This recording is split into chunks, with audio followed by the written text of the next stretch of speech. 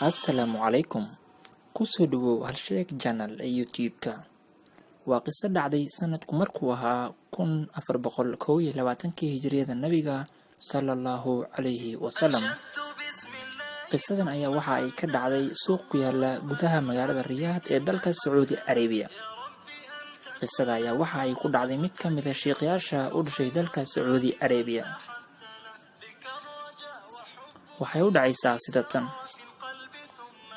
Maalin maalmaha ka mid ah ayaa sheekh u dhashay dalka Sacuudi Arabiya waxa uu u dukaamaysi tagay suuq lagu magacaabo Dayfaniya oo ku yaala magaalada Riyaad ee dalka Sacuudi Arabiya.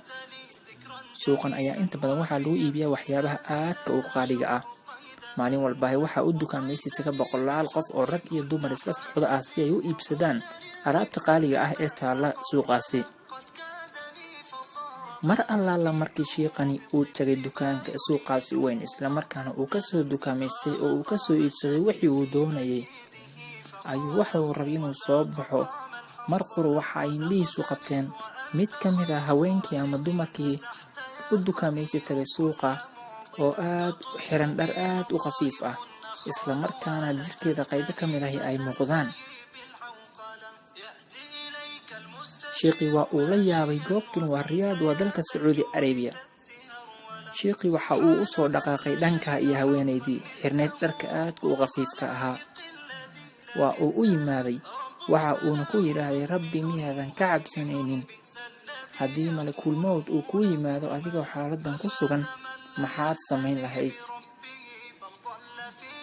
Telefoonkeeda ayaa ay inuu u soo taagtay waxa ay ku tiraahday hoo qabso telefoonkayga isla markaana ka wac rabbigaaga si uu inoogu soo diro malakul mawt. Subxaanallah.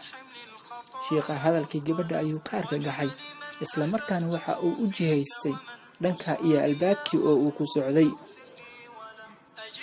Hase yeeshee daqiiqad gudaheeda intii uusan gaarin albaabkii suuqa ee laga baxayay ayaa mar qura waxa uu gadaashiisa ama dhabarkiisa ka maqlay qayli iyo sawaxan.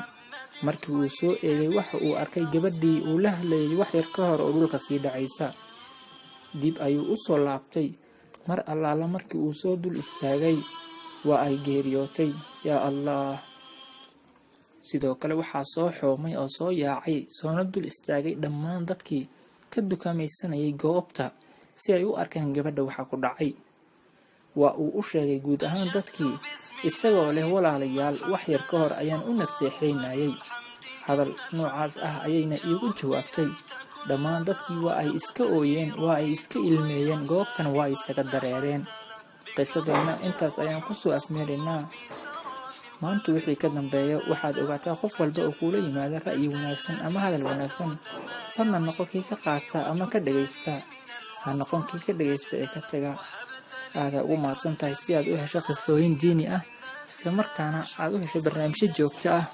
Fadlan subscribe saar isla markaana like raaci page-keena YouTube-ka.